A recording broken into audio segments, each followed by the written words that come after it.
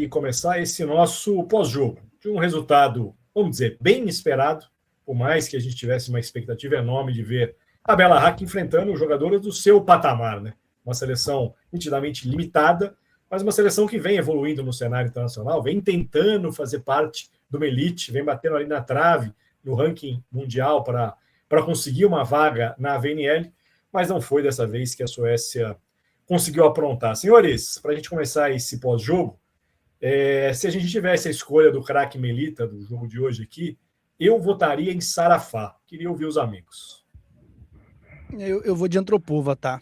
Máxima pontuadora da partida, desafogo nas bolas fora de sistema, sem nenhuma dificuldade para encontrar solução nas bolas fora de sistema e se virando nas jacas da Orro, tá, cara? Porque a Orro caprichou hoje, hein? Caprichou, ela serviu bolas inatacáveis ali para Antropova.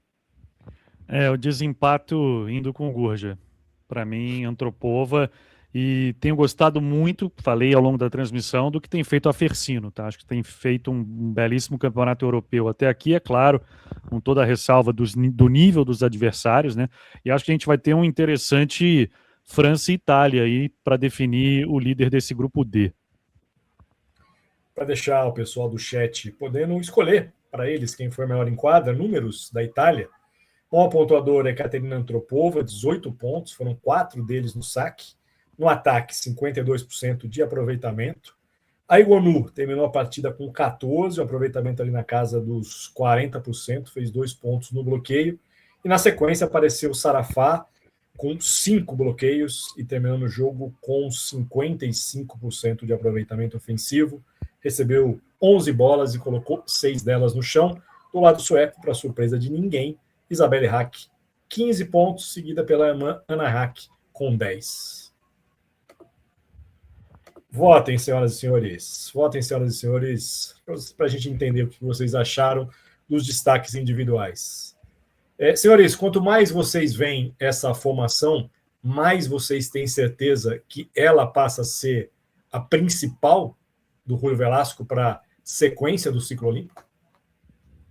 Eu sou da opinião que quem tem Antropova e Egonu no elenco tem que dar um jeito de botar as duas em quadra.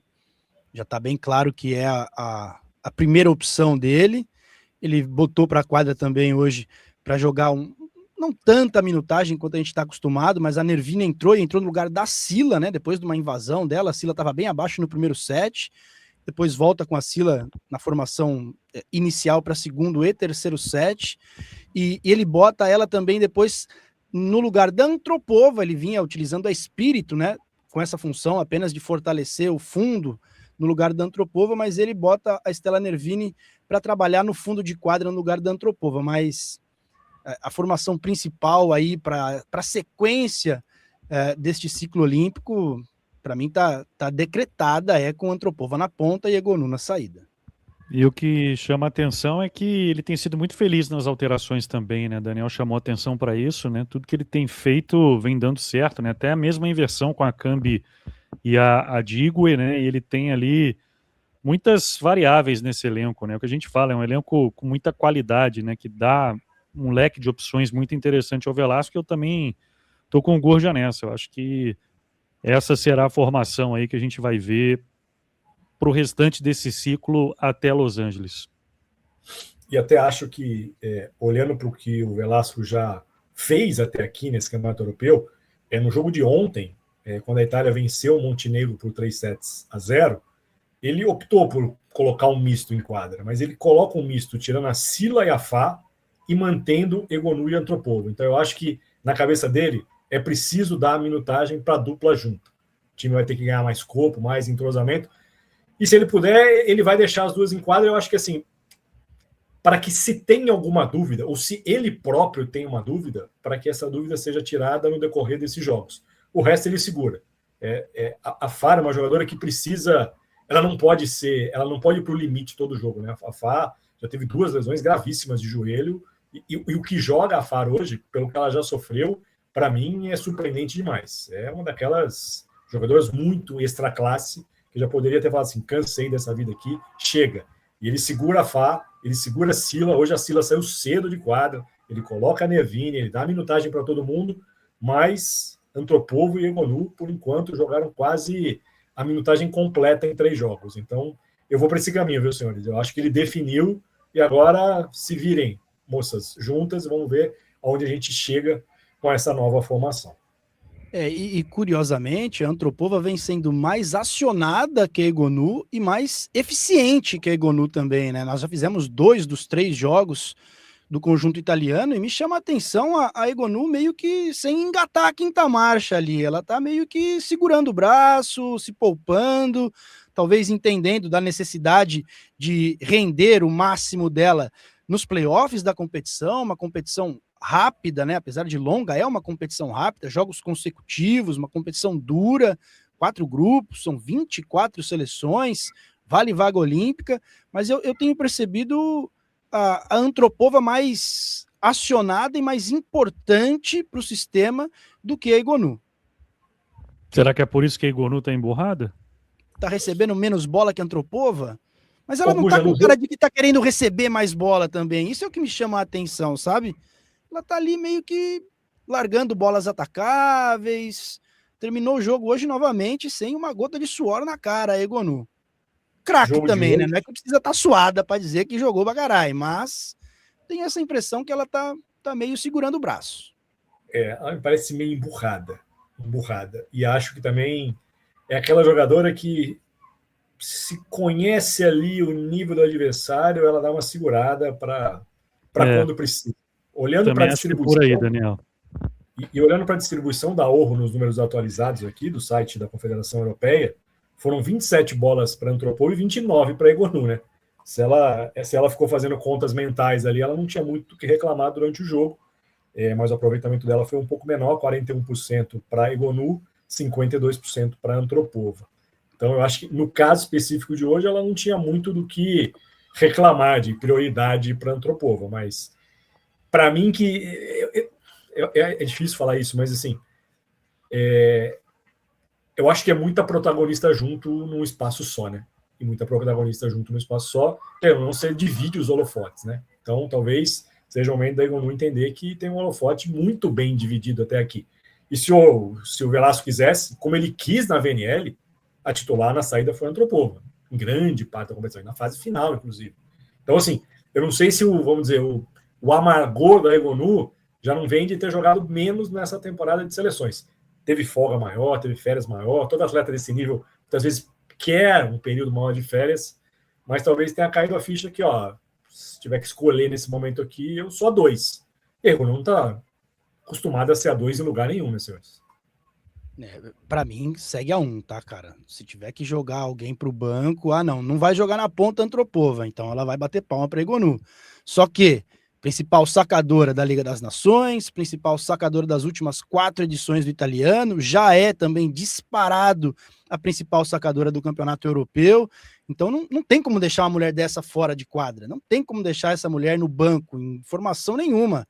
E ela tá se virando bem demais na ponta, essa é a verdade, né, cara? Não tem dificuldade nenhuma para atacar as bolas fora de sistema e não dá aquele previsto prejuízo na recepção. Ela tá segurando bem a dela ali. Vai espirrar uma ou outra? Com certeza. Todo mundo espirra uma ou outra, mesmo as especialistas, então, porque ela não tem esse direito. Mas eu vejo uma formação muito interessante e ela rendendo bem como ponteira. Eu vou ler uma mensagem aqui do Deusimar. A gente já falou isso em fim de transmissão, não sei se em live, mas a gente já falou isso, mas já que a gente está falando do Egonu, não vale voltar ao tema. Egonu disse que vai se aposentar da seleção após o europeu. Isso procede? Então, Deusimar, isso surgiu nas redes sociais, aí tipo da TV ABC, ou a TV ZYZ, que nunca ninguém ouviu falar da TV ZYZ. Então, me parece uma grande fake news, isso repercutiu zero na imprensa séria italiana. A Egonu dá pouquíssimas entrevistas. Eu acho que seria difícil até dar uma entrevista para emissoras ZYZ, falando que vai se aposentar, né? Nessas horas, ou ela vai fazer um post na rede social dela, ou ela vai escolher a Rai para falar. Com todo respeito a ZYZ, a Egonu não falou isso, que ela vai se aposentar. Falaram que a Egonu falou, né? Mas falou quem? Quem falou? Pois é, eu ouvi dizer. Aí não, né? Aí não dá para passar para frente uma informação dessa, não. E tem algumas coisas nesse mundo moderno hoje que não existe checagem, existe simplesmente passar para frente. É isso aí, Guto. Para quem falou primeiro? Não sei. Não sei se o pessoal que acompanha aí, não sei se o pessoal que acompanha muito bastidores do jornalismo, mas essa semana saiu uma informação de que o Endrick estava indo para o Liverpool. Endrick, jogador brasileiro, está na reserva do Real Madrid. Aí, o primeiro grande site a escrever foi o Mundo Deportivo Espanhol. Site grande, foi jornal, ainda é jornal, um site grande. E o Mundo Deportivo dava crédito para um site chamado LiveScore. E aí, no site LiveScore, a matéria dava crédito para o Mundo Deportivo, ou seja, o crédito de um era para o outro e o do outro era para um. Então, assim, ninguém sabe de onde isso surgiu. Isso ganhou proporções gigantescas, saiu no Brasil, nos grandes portais brasileiros, e aí você escolhe para quem você dá crédito. No fim das contas, será que alguém realmente tinha essa informação ou foi essa aqui que chega aqui, a bola de neve vai crescendo e depois você não sabe muito bem quem é o dono da informação. Para a gente seguir aqui, senhores, antes do nosso almoço, até porque a gente está com fome, fica algum tipo de decepção com a atuação da Suécia ou não dava para esperar muito mais do que isso, hein? Acho que fica a decepção pelo que foi o segundo set, né? Aí, acho que as duas coisas, né, Daniel e Gurja? Já era esperada uma vitória italiana, mas a Suécia vai se lamentar muito por aquele fim de segundo set e pelas escolhas da Julevic, a levantadora, né? Eram 23 iguais, na verdade, antes eram 24-22, né, mas aí houve a revisão do lance, uma invasão muito bem marcada, que tirou o set point da Itália e trouxe o empate naquele instante na partida, no segundo set em 23 iguais. E aí um contra-ataque defendido pela Belle Haak, que estava na P1, disponível para o fundo saída. A bola foi um fundo meio para a irmã dela, um tocaço da Far, 24-23, depois no side-out, bola na ponta para Helvin, também não converteu, fim de set, e aí dali para frente só para trás, né? Mas, se a gente fizer as contas da Haak, foram 15 pontos na partida de hoje, né, boss? 15 pontos, somados aos 68 já obtidos nas duas partidas anteriores. Me ajudem aí numa conta rápida, 83 pontos tem Haak em 3 jogos. Você tá doido, como bota a bola no chão. Então, ela é andorinha tentando solo fazer verão lá, mas ela é braba. E foi o que o Daniel já havia destacado também, né? Essas duas primeiras vitórias já deixam a Suécia praticamente classificada para a próxima fase, né? Que é o objetivo, grande objetivo, né? Para mim, sentimento de dever cumprido, a Suécia já fez, vai seguir, vai esperar cruzamento. E aí, no cruzamento, mata ou morre, e aí você tem que jogar tudo, e aí certamente vão ser 68 bolas para a Isabelle Haak tentar resolver. Para quem nos acompanha ao vivo, ou depois está vendo esse corte na sequência, nesse momento, a Turquia volta à frente ao placar, 25-17. Então, senhores, lá na Capadócia tudo em paz. Então, se está tudo em paz na Capadócia, eu vou embora tranquilo. Vocês vão tranquilos? Está tudo em paz por lá ou não? Eu me importo um pouco com o que está acontecendo lá na Capadócia, viu? Temos que respeitar, sim, vice-campeão mundial sub-17, bicampeão de Liga das Nações, mas tô querendo saber muito do que tá rolando lá na Turquia, não. Elas com a grama delas, nós com a nossa grama por aqui, que a nossa fique cada vez mais verde e a delas deu uma queimadinha, só por isso.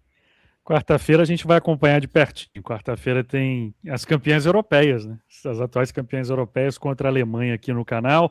Já está no ar o nosso Reagindo aos Comentários. Amanhã tem live às 7 da noite. Muito obrigado a você que acompanhou conosco. Valeu, Johnny Katayama. Valeu, Gurja. Valeu, Daniel. A gente se vê, então, nessa segunda-feira com muito assunto. Valeu, Gurjinha. Obrigado, meu amigo. Bom almoço aí. Esse arroz aí me deixou com água na boca aqui. Espero que esteja bom, tá? Aproveite. Manda um registro fotográfico, sem cheiro e sem sabor, mas já dá para dar uma alimentada no olhar, pelo menos. Obrigado, Boss, obrigado, Bruno, Katayama na retaguarda, e obrigado à audiência que segue aqui fortalecendo o nosso trabalho. Encontro marcado, então, quarta-feira, às 13 horas, pouco antes das 13, a gente chega ao vivo aqui para Turquia e Alemanha. E a live amanhã começa com o Gurja fazendo um review desse arroz de forno aí, viu, Bruno? Tá marcado aqui já no nosso roteiro. Amanhã começa gastronômico a nossa live. É isso, um abraço, amigos. Até a próxima. Valeu, moçada. Bom restante de domingo e boa semana. Aquele abraço.